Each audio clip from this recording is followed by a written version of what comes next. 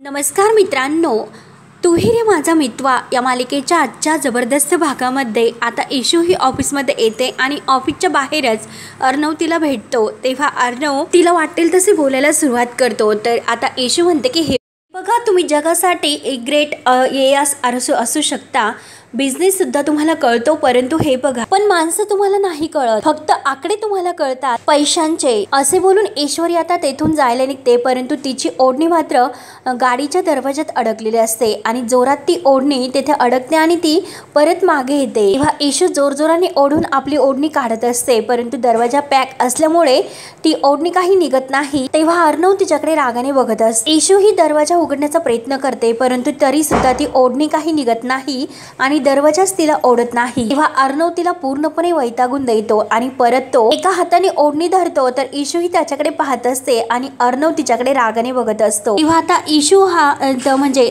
ती ओढणी काढण्याचा प्रयत्न करते, परंतु अर्णवने मात्र ती ओढणी हातात धरलेली असते आणि आता अर्णव रागाने बघत तिची ओढणी फाडून घेतो आणि तिच्याकडे रागाने पाहत असतो। तेव्हा आता इशू अगदी रागानेच पाहते, कारण अर्णवने ओढणी का फाडली असेल। तेव्हा आता अर्णव म्हणतो की घे तुझी ओढणी, कारण तुझं नशीबच फाटका आहे, मग तुझी ओढणी तरी कशी अपवाद असेल। आणि तोऱ्यात तेथून निघून जातो। तर इशूला खूप राग येतो। इशू आपल्या ओढणीकडे पाहते आणि इतकं रागाने म्हणते की कोण समजतो हा स्वतःला इतका शहाणा, माझी ओढणी याने फाडून टाकली, म्हणून ईश्वरीला खूप असा राग येतो। त्यानंतर आता इकडे वल्लभरी मामीला तर एक खूप टेन्शन येते, कारण ही ओल्ड लेडी आणि अंजली त्या मुलीच्या अगदी प्रेमात पडलेल्या आहेत, परंतु अर्णवने मात्र तिच्या प्रेमात पडायला नको। मी त्यासाठी काय करू असा विचार करत असताना तेवढ्यात तेथे आकाश येतो। तेव्हा आता लगेच वल्लभरी मामी आकाशला विचारते की काय रे आकाश, तू ह्या वेळेस असा अचानक घरी का आला। तेव्हा आता आकाश म्हणतो की एक फाईल विसरली होती, ती घेण्यासाठी आलो। आणि काय ग आई। त्यावर आता वल्लभरी मामी म्हणते की अरे काम नाही, पण मला एक प्रश्न पडला होता की कुणाशीही न बोलणारा आपला अर्णव आपला त्या ईश्वरीला घरी का घेऊन आला, म्हणजे त्या दोघांमध्ये काही वेगळं। तर आता आकाश विचारतो की वेगळं म्हणजे अर्णव तिच्या प्रेमात वगैरे तर नाही न पडला। तेव्हा आता आकाश म्हणतो की नाही ग मॉम, अगं उलट आपला अर्णव दादा तिच्यावर खूप चिडतो। त्यावर आता मामी विचारते की चिडतो, अरे का पण। तर आकाश सांगतो की हे बघ, मागच्या वेळेस इंदोर मध्ये जेव्हा आपला फॅशन शो झाला होता आणि त्या फॅशन शो मध्ये या मुलीमुळे गडबड झाली होती आणि त्यातून म्हणजे याच मुलीने दादाच्या कारची काच तोडली। त्यावर आता हे ऐकून मामी म्हणते की अच्छा, अरे पण अर्णव आणि लावण्य यांच्यात काही। तेव्हा मात्र आता आकाश म्हणतो की अगं मॉम, तू हे जे काही विचार करते ना ते जरा बाजूला ठेव, दादासाठी फक्त एक कलिग आहे। लावण्य तर सतत प्रयत्न करत राहते की दादासोबत राहण्याचा, अर्णव मात्र कधीही तिच्या जवळ नाही जात, तो बाजूलाच असतो। आणि हे बघ मॉम, तू काही असा वेगळा विचार करू नकोस, शांत राहा, मी आलोच असे बोलून आकाश आता आतमध्ये निघून जातो। तर आता वल्लभरी मामी विचार करते, अरे आकाश, मी जे काही अर्थ काढले ना ते कधीही चुकीचे नसतात, हे लक्षात घे। अर्णवला ईश्वरीचा राग आहे, परंतु महत्वाचे तर हे आहे लावण्याला मात्र अर्णव आवडतो, दॅट इज दॅट। त्यानंतर आता इशू ही अर्णवच्या कॅबिन मध्ये येते आणि सर आत येऊ का असं विचारते। तेव्हा आता लगेच अर्णव म्हणतो की हो। तेव्हा इशू आत येते, तर अर्णव आपल्या हातात जे लॉकेट आहे इशूचं ते लॉकेट तिला दाखवतो। इशू आपल्या लॉकेटकडे पाहत असते आणि अर्णव मात्र समोर जो स्टॅच्यू आहे तर त्याला ते लॉकेट अडकवतो। जी काही अमाऊंट आहे तर ती तेथे एका चिठ्ठीवर लिहून ती सुद्धा लॉकेट खाली चिटकतो।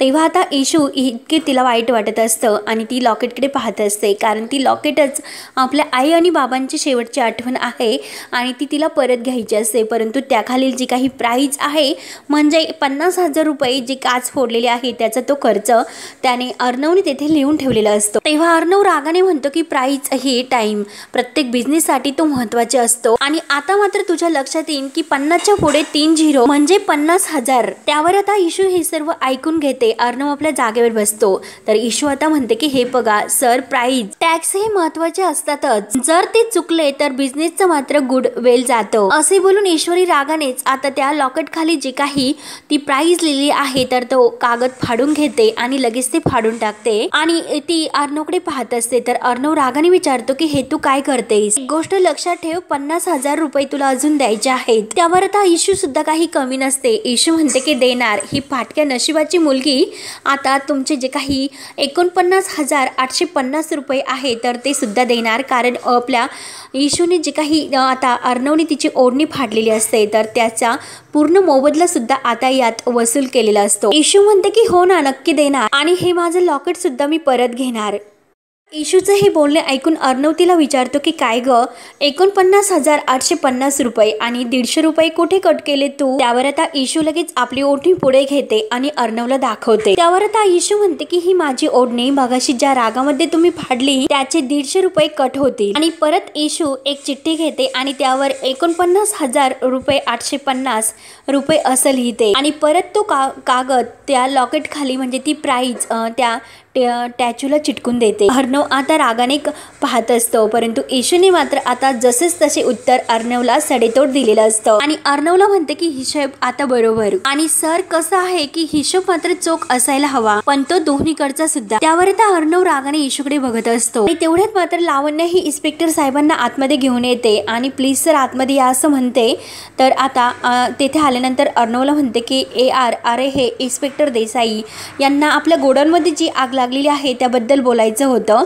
तेव्हा अर्णव त्यांच्या हातामध्ये हात देऊन नमस्कार करतो. तर लगेच आता इन्स्पेक्टर साहेब म्हणतात की हो हॅलो अर्णव राजशिर्के, आम्ही सगळ्या कारवाया सुरू केलेल्या आहे. आणि त्या दोघांमध्ये आता बोलणं सुरू होतं, परंतु लावण्य तर इशूकडे रागाने पाहते आणि मनात तिच्याकडे बघत म्हणते की सारखी ARच्याच कॅबिनमध्ये असते आणि मुद्दाम ARच्या जवळ जाण्याचा प्रयत्न तर करत नसेल नाही, म्हणून तिला आता जळफळाट होतो. आणि लगेच इशूला म्हणते की तुला येथे थांबायची काही गरज नाही, कारण तू एक साधी पे आहेस. ही गोष्ट तू तुझ्या डोक्यामध्ये चांगली भरून ठेव आणि आता जातेस ना आउट युजलेस कुठली. तेव्हा आता इशू रागानेच लावण्याकडे पाहत असते. त्यावर आता इशू जायला निघते, परंतु लगेच अर्णव म्हणतो की मिस देसाई कुठे, मी अजून तुम्हाला जायला सांगितलेले नाही. त्यावर आता इशू ही ती लावण्याकडे पाहत असते. तेव्हा आता लावण्य म्हणते की अरे यार तिला इथे थांबण्याची काही गरज नाही. तेव्हा अर्णव हा लावण्याला शांत राहायला सांगतो आणि आता इशू ही लावण्याकडे एकटक पाहत असते.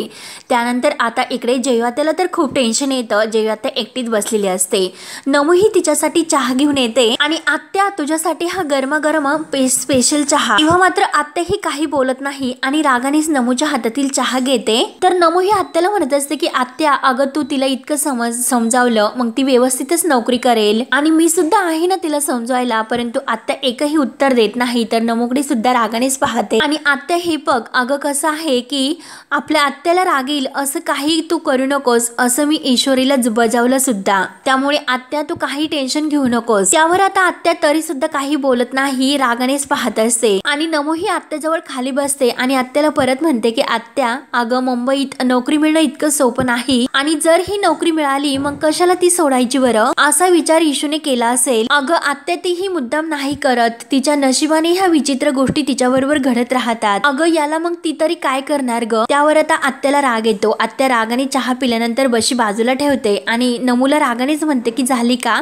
इशूची वकिली करून तर झाली का तुझी. तेव्हा आता नमू म्हणते की आत्या, परंतु आता आत्या मात्र लगेच रागाने उठते आणि आतमध्ये निघून जाते. त्यावर आता नमूला टेन्शन येते. नमू म्हणते की मी तर आता आत्या इतकी रागात आहे, मी इतकी बडबड करते तरी सुद्धा ती काहीच बोलली नाही आणि आता मात्र ही तर खूप मोठी खतरे की घंटे आहे. त्यानंतर मात्र आता इकडे इन्स्पेक्टर साहेब अर्णवला विचारतात की मला एक गोष्ट सांगा की आग लागली त्या दिवशी सिक्युरिटीची ड्युटी कोण करत होतं, मला त्यांची चौकशी करायची आहे. त्यावर तर अर्णव म्हणतो की ओके, आणि सिक्युरिटीच्या ड्युटीवर ही होती म्हणजे ईश्वरीकडे तो बोट करतो. अर्णव सांगतो माझी PA मिस ईश्वरी देसाई. तेव्हा मात्र आता इन्स्पेक्टर साहेब म्हणतात की आहो सर मी तुम्हाला सिक्युरिटी गार्ड बद्दल विचारतो.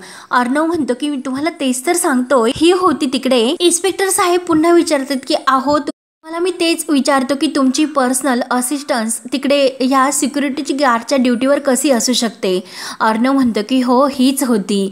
त्यावर आता लगेच इन्स्पेक्टर साहेब ईश्वरीला प्रश्न विचारायला सुरुवात की मॅडम त्या दिवशी ड्युटीवर तेथे कोण कोण होते हे प्लीज मला सर्व काही आठवून सांगा. तर ईश्वरी म्हणते की हो सर. आणि दिवशी जेव्हा मी माझी ड्युटी आहे ती संपून घरी जायला निघाले आणि तेव्हा मला सांगितलं गेलं की रात्रीची ड्युटी सुद्धा मलाच करायची आहे। त्यानंतर खूप रात्र झाली आणि मी गेटवरच उभी होते आणि अचानक मला आमचे समोर दुसरे जे काही सिक्युरिटी गार्ड होते ते समोर पडलेले दिसले आणि मी धावतच त्यांच्याकडे गेले तर तेथे मात्र मला 2 माणसंही आमच्या गोडाऊन मध्ये शिरलेले दिसले। मी त्यांच्या मागे आत गेले होते परंतु तेथे मात्र कोणीच नव्हते। सगळ्या वायर्स तेथे कापलेल्या होत्या आणि अचानक तेथून त्या वायर मधून स्पार्क उडवायला सुरुवात झाली आणि तेथे आग लागली। मला काय करावं हे काही सुचत नव्हतं आणि अचानक मात्र तेथे सर आले। त्यावर आता इन्स्पेक्टर साहेब अर्णवला विचारतात की तुम्हाला याबद्दल कोणी सांगितले?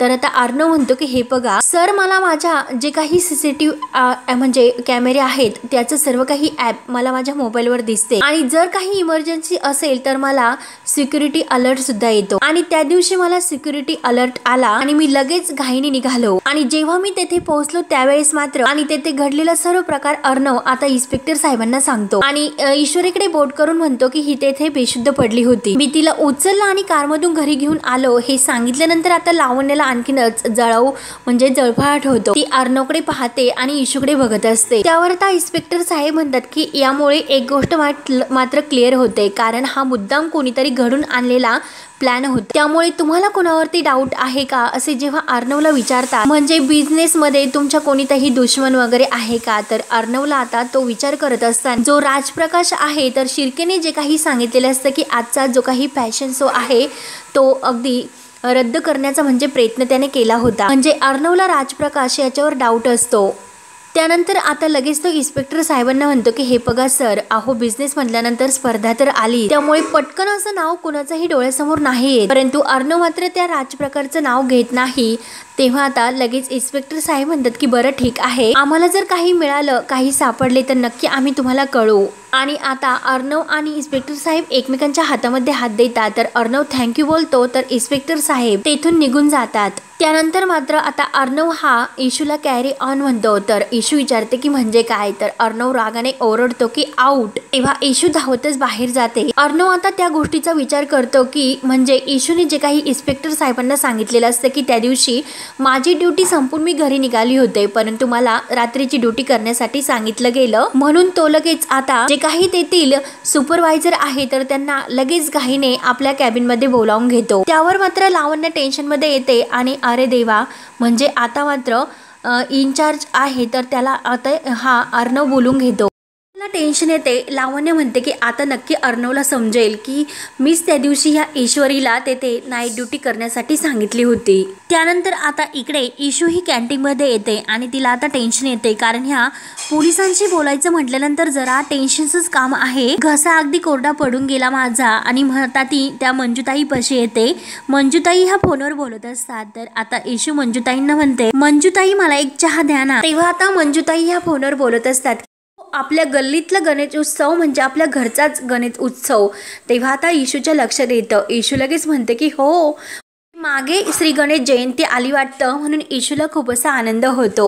तेव्हा आता मंजुताई सुद्धा म्हणतात की हो हो, मागे श्री गणेश जयंती आली ग। तेव्हा इशू बडबड करत असते की हल्ली या भडकू चंदामुळे खरंच माझ्या काही लक्षात राहत नाही। आणि तेवढ्यात मंजुताई ह्या इशू जवळ येतात आणि तिला चहा देतात आणि ईश्वरीला म्हणतात की ईश्वरी, अगं जमलं तर तू सुद्धा ये ना, अगं आमच्या गल्लीमध्ये खूप मोठा असा उत्सव असतो आणि गल्लीमध्ये खरंच तू सुद्धा ये आणि ह्या जयंतीला तू नक्की ये। तेव्हा मात्र आता ईश्वरी ह्या ताईंना विचारते की अहो उत्सव म्हणजे नेमकं काय असतं। तर आता मंजुताई सांगतात की अगं कीर्तन, सांस्कृतिक कार्यक्रम असतात आणि त्या भागातील लोकांच्या वेगवेगळ्या अशा स्पर्धा असतात। अगं येथे मुंबईमध्ये बऱ्याच ठिकाणी मागे गणपती बसवतात। तेव्हा आता इशू म्हणते की हो का, मग आपल्या ऑफिसमध्ये नाही बसवत का? तेव्हा आता मंजुताई सांगतात की हे बघा, गेल्या 10 वर्षापासून मी येथे काम करते। येथे कोणतेच असे उत्सव साजरे होत नाही। येथे फक्त लोक येतात, काम करतात आणि निघून जातात, बाकी काही इथे होत नाही। त्यावर आता इशू म्हणते की असं आहे तर अहो पण ताई, खरंच या वर्षी आपल्या ऑफिसमध्ये गणुबाप्पा जर आला तर सांगा बरं तुम्हाला ही आयडिया कशी वाटते। त्यावर आता मंजुताई म्हणतात की अगं तू येथे बोललीस हे बरं केलंस, परंतु आता मात्र कुठेही बोलू नकोस। त्यावर आता ईश्वरी विचारते की अहो पण का, गणपती बाप्पाची ही जयंती साजरा करायला काय अशी हरकत आहे? आणि ताई अहो मी तर तुम्हाला म्हणते की यावर्षी आपण साजरा करूयात। तेव्हा तेव्हा आता लगेच मंजुताई म्हणतात की बस बरं, मी चहा घेऊन येते. इशू खुश होऊन चालेल म्हणते आणि मनात म्हणते की खरंच गणपती म्हणजे बुद्धीचा देव आहे आणि खरंच येथे मात्र काही लोकांना गरजच आहे सद्बुद्धी मिळण्याची. इशूला मात्र खूप असा आनंद होतो गणेश उत्सव आला म्हणून. त्यानंतर आता जे काही त्यांनी अर्णवने सुपरवायझरला बोलावून घेतलेलं असतं तर ते आतमध्ये येतात आणि सर तुम्ही मला बोलावलं का असे विचारतात. तेव्हा मात्र आता अर्णव म्हणतो की मी तुम्हाला काय विचारतो त्याचे व्यवस्थित उत्तर द्या. मिस ईश्वरी देसाई यांना नाईट ड्युटी तुम्हीच करण्यासाठी सांगितली होती का. परंतु लावण्याने मात्र अगोदर एक प्लॅन केलेला असतो. लावण्याने काही पैसे देऊन आता ह्या सुपरवायझरला अगदी विकत घेतलेलं असतं. तेव्हा मात्र आता लावण्य घाबरते. लावण्याला असं वाटतं की नक्की आता काय बोलत असेल, काय उत्तर देईल. तेव्हा आता तो खाली मान घालतो. तेव्हा अर्णव पुन्हा विचारतो की तिला ही ड्युटी कोणी दिली. तेव्हा आता सुपरवायझर खोटं बोलतो कारण जे काही नाईटवर ड्युटी करणारे सिक्युरिटी होते तर त्यांना घरची काहीतरी इमर्जन्सी आली त्यामुळे मला नाईलाजाने शेवटी ही ड्युटी आहे तर ती ईश्वरी देसाई यांना द्यावी लागली. तेव्हा आता लगेच अर्णव रागाने म्हणतो की म्हणजे नाईलाजाने एका मुलीला अशी नाईट ड्युटी द्यायची नसते इतकं सुद्धा साधी गोष्ट तुम्हाला कळत नाही की. म्हणून अर्णव त्या सुपरवायझरवर खूप असं ओरडतो. तेव्हा आता अर्णव पुढे म्हणतो की सात्विक फॅशनचं रेप्युटेशन खराब करणार असे फालतू निर्णय जर तुम्ही परत घेतले तर मी तुम्हाला नोकरीवरून काढून टाकेन. त्यामुळे आता जे काही झालं ते झाले परंतु यापुढे मात्र आता हे असं करू नका. तेव्हा तो सुपरवायझर म्हणतो की बरं सॉरी सर, यापुढे असं नाही होणार. तर लावण्य आता खुश होते कारण त्याने लावण्याचं नाव घेतलेलं नसतं. लावण्याने त्याला जे काही धमकावलेलं असतं की जर तू तुझं तोंड उघडलं तर मी काय करू शकते हे तुला माहितीच आहे. त्यामुळे आता तो जो काही सुपरवायझर आहे तर तो अर्णव समोर खोटं बोलतो आणि लावण्याचं नाव घेता नाही. आणि तिने अगोदरच त्याला धमकावून ठेवलेलं असतं की जरी तुला कोणी काही विचारले तरी सुद्धा तू सांगायचं नाही.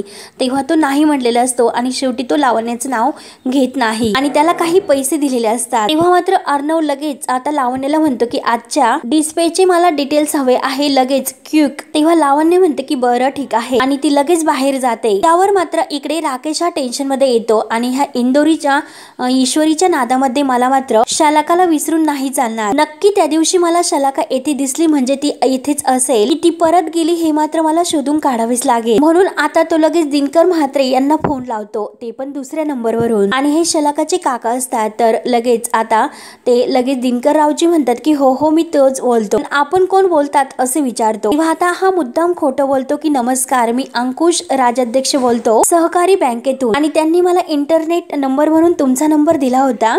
त्यांचा फोन लागत नाही म्हणून मी तुम्हाला कॉल केला होता. अहो त्यांचे जे काही रिकरिंग हे डिपॉझिट आहे तर त्याचे हप्ते मिस झाले आणि त्यांचा कॉल सुद्धा नाही लागत आणि कॉन्टॅक्ट सुद्धा त्यांचा काही होत नाही. तर दिनकर म्हणतात की असं का, ती मुंबईला गेलेली आहे म्हणून तिचा नंबर लागत नसेल. तेव्हा आता राकेश म्हणतो की बरं ओके आणि किती दिवसात येतील त्या परत काही अंदाज. तेव्हा आता दिनकर म्हणतो की ते मला माहिती नाही परंतु तिचं एक महत्वाचं काम आहे, ती मुंबईला गेलेली आहे आणि ते अकाउंट तुम्ही बंद करा, यापेक्षा आणखीन काही माहिती मी तुम्हाला नाही देऊ शकत. तेव्हा आता राकेश म्हणतो की ओके नो प्रॉब्लेम थँक्यू. कारण आता त्याला जी माहिती काढून घ्यायची असते ती तर त्याने काढून घेतलेली असते कारण शालाका अजून मुंबईतच आहे हे मात्र त्याला आता समजलेले असते. तेव्हा आता राकेश म्हणतो की म्हणजे आता ही शालाका मला शोधल्याशिवाय काही गप्प नाही बसणार. त्यानंतर आता इकडे इशू ही घरी येते आणि ती आतमध्ये पाय ठेवणार तोच लगेच आत्या रागाने तिला थांब असे ओरडते. तू तिथेच थांब, तुला आतमध्ये नाही येता येणार. तेव्हा आता नमो म्हणते की आत्या, परंतु आत्या ही नमोवरच ओरडते की नमो तू थांब. आणि इशूला म्हणते की जर तुला नोकरी करायची असेल तर तू कर, परंतु नोकरी करायची असेल तर माझ्या घरामध्ये तुला नाही राहता येणार. तेव्हा आता आत्याचा हा निर्णय ऐकून नमो आणि इशू या दोघींनाही खूप मोठा धक्का बसतो आणि हा भाग येथे संपतो. पुढील भागामध्ये आता इशू आणि अंजली या दोघींची भेट होते. तर इशू ही खुश होऊन आता अंजलीला सांगते की ऑफिसमध्ये मागे श्री गणेश जयंती साजरी झाली तर किती बढिया होईल हो की नाही. तर लावण्य आता ह्या दोघींचं बोलणं ऐकते.